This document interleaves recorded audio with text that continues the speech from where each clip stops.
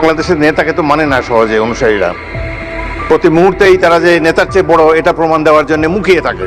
আমি আবার ছোট মাছ খাই না, বড় মাছ আমার খুব ভালো লাগে। হাত দিলে আপনারা যাদের আব্বা ডাকেন তাদের কারো ইজ্জত থাকবে না।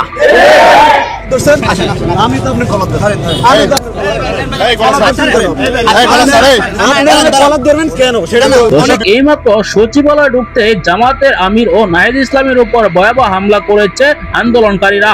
কারা এই হামলা করেছে আন্দোলনকারী, তারা কি বিএনপি করত, এই বিরোধী দেখতে পারবেন। পুলিশ কি বলছে, তার পাশাপাশি রাষ্ট্রপতি কঠিন হুঙ্কার দিয়েছেন। স্পিকার ও রাষ্ট্রপতি তিনি যে হুঙ্কার গুলা দিয়েছেন তার বক্তব্য শুনতে পারবেন। তার পাশাপাশি আমতারেকের উপর হামলা হয়েছে। একের পর এক হামলার ঘটনাকে কেন্দ্র করে তোলপাড় সৃষ্টি হয়েছে। কারা ঘটাচ্ছে এই কাণ্ড, না টেনে শেষ পর্যন্ত দেখলে জানতে পারবেন। না টেনে দেখতে থাকুন, একটি লাইক করে আমার সাথেই থাকুন। জামাত ছাড়ার ঘোষণা দিল জামাতেরই একজন এমপি ডক্টর শফিকুর রহমান মাসুদ।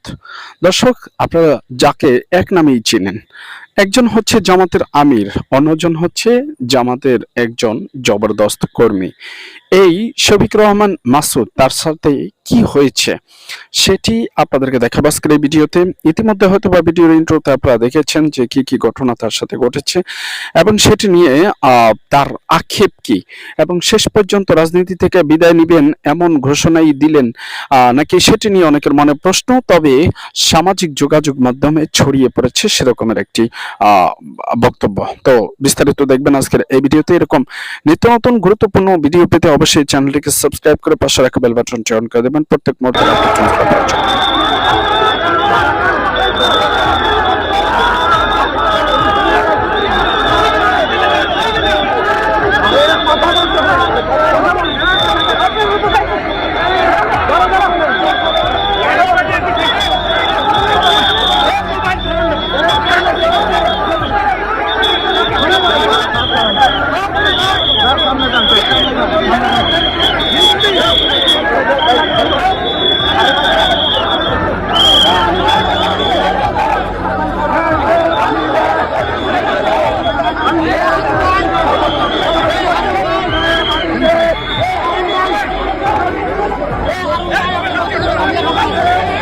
বাংলাদেশের নেতাকে তো মানে না সহজে অনুসারীরা।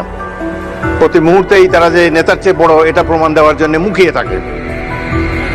সেই কারণেই এই ধরনের একটা অনুষ্ঠানের এই পরিণতি হলো। আমরা তো জাতীয় ঐক্যের কোনো বহিঃপ্রকাশ দেখাতে পারলাম না।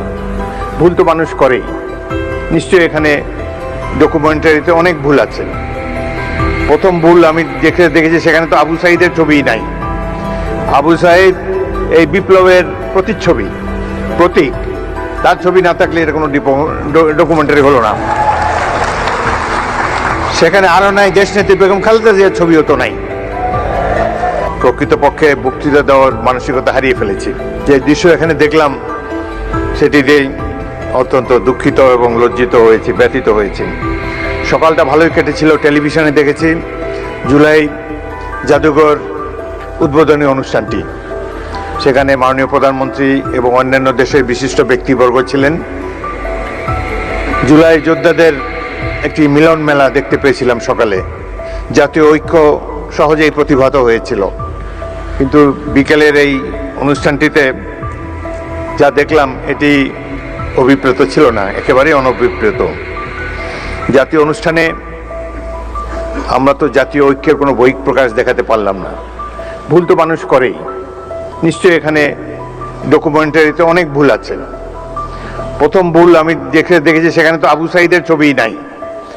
আবু সাঈদ এই বিপ্লবের প্রতিচ্ছবি, প্রতীক, তার ছবি না থাকলে এটা কোনো ডকুমেন্টারি হলো না। সেখানে আরো নাই দেশনেত্রী বেগম খালেদা জিয়ার ছবিও তো নাই। সুতরাং কিছু ভুল হয়েছে এবং এই ভুল মাননীয় মন্ত্রী জোর হাতে স্বীকার করেছেন, ক্ষমা চেয়েছেন, বারংবার ক্ষমা চেয়েছেন। তারপর তো শান্ত হওয়া উচিত এই ধরনের একটা জাতীয় অনুষ্ঠানে। এটাকে পুষে সংসদের মতো একটা ওয়াকআউট, এটি বাঞ্ছনীয় নয়। আমি লক্ষ্য করেছি মাননীয় সংসদ সদস্য আক্তার, তিনি তার অনুসারীদেরকে প্রশমিত করার চেষ্টা করেছেন, কিন্তু বাংলাদেশের নেতাকে তো মানে না সহজে অনুসারীরা। প্রতি মুহূর্তেই তারা যে নেতার চেয়ে বড় এটা প্রমাণ দেওয়ার জন্য মুখিয়ে থাকে। সেই কারণেই এই ধরনের একটা অনুষ্ঠানের এই পরিণতি হলো। এখানে যারা বিদেশি বসা ছিল, আমি মনে মনে চিন্তা করছিলাম যে ইংরেজিতেই ভাষণ দেবো, বিদেশিরা দেখুক 16 বছর আমরা কিভাবে কাটিয়েছি, কিন্তু তারা তো চলেই গিয়েছে। যাই হোক, জাতীয় অনুষ্ঠানে এই ধরনের বিশৃঙ্খলতা মোটেই কাম্য ছিল না। ভাই, আমরা তো জনগণের ভোট নিয়ে এখানে এসেছি, জনগণের নির্বাচিত প্রতিনিধি আমরা, হাওয়ার থেকে উড়ে এসে বসি নাই এখানে। সুতরাং এই সরকার নির্বাচিত একটি সরকার, এটুকু শ্রদ্ধা সম্মান প্রাপ্য। ভুল তো আমরা করি, আরো হয়তো সামনে আরো ভুল করব, সেই ভুল করলে তার জন্য মাসুলও দেব, কিন্তু সবাই মিলে ভুল সংশোধন করতে চাই। সকালে অনুষ্ঠানটা একটা চমৎকার একটা অনুষ্ঠান ছিল। প্রফেসর ইউনূস নিচে বসেছিলেন, তাকে মাননীয় প্রধানমন্ত্রী ডেকে এনে সম্মান দেখিয়ে তার পাশে বসিয়েছেন। আমি আবার ছোট মাছ খাই না, বড় মাছ আমার খুব ভালো লাগে। হাত দিলে আপনারা যাদের আব্বা ডাকেন তাদের কারো ইজ্জত থাকবে না। কেউ কেউ বর্ডার পার হয়ে রক্ষা পেয়েছেন, আপনারা কোন বর্ডার পার হবেন চিন্তা করে দেখেন। এটা কি শুধুমাত্র একটা সরকার পরিবর্তনের আন্দোলন ছিল? এটা কি শুধুমাত্র এক দল লুটেরার পরিবর্তে আরেক দল লুটেরা এসে দেশটাকে খাবে সেই জন্য ছিল? এই লড়াইটা কি ছিল যে আগের মতো দুর্নীতি চলবে, শুধু মানুষগুলো বদলায় যাবে? এই আন্দোলন সেই জন্য ছিল না। আমরা রাষ্ট্রের গুণগত পরিবর্তন চেয়েছিলাম। আমরা চেয়েছিলাম একটা মানবিক রাষ্ট্র, যেই রাষ্ট্রে 18 কোটি মানুষ তার নাগরিকের অধিকার নিয়ে বাঁচতে পারবে। কিন্তু দুর্ভাগ্য আমাদের, আমরা দেখলাম 15 বছর যা হয়েছে, দেশ এখন প্রায় সেই পথেই যাচ্ছে।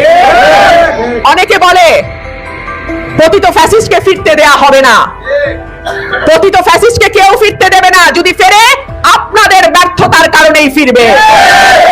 আপনারা যখন চাঁদাবাজি করেন, ধান্দাবাজি করেন, বালুর ব্যবসা করেন, আপনারা যখন সাধারণ মানুষের ব্যবসা প্রতিষ্ঠানে গিয়ে লুটপাট করেন, আপনারা যখন কিভাবে নির্বাচনে জালিয়াতি করে আরেকবার আরেক আসন আরেকটু জায়গা পাওয়া যায় সেই ধান্দা করেন, আপনারা যখন ক্ষমতার ভারসাম্যে আর বিশ্বাস করেন না, আপনারা যখন ভিন্ন মতকে দমন করার জন্য নোংরা পথ অবলম্বন করেন, ঠিক যেরকম শেখ হাসিনা সরকারের সময় হয়েছিল, তখন মনে রাখবেন আপনারাই কিন্তু সেই স্বৈরাচারকে বরণ করে নিয়ে আসবেন।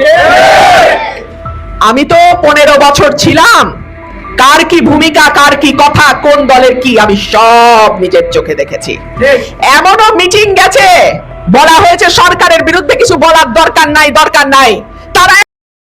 দর্শক, এতক্ষণ পর্যন্ত যারা আমাদের সাথে ছিলেন এবং এই ভিডিওটি দেখেছেন, আপনাদের সকলকে জানাই অসংখ্য ধন্যবাদ। এরকম নিত্য নতুন ভিডিও পেতে চ্যানেলটিকে সাবস্ক্রাইব করে পাশে রাখা বেল বাটনটি অন করে দেবেন, তাহলে প্রত্যেক মুহূর্তের রাজনৈতিক আপডেট কিংবা বর্তমান দেশের সার্বিক প্রস্তুতি সম্পর্কে যে কোনো ভিডিও পেয়ে যাবেন এই চ্যানেলে।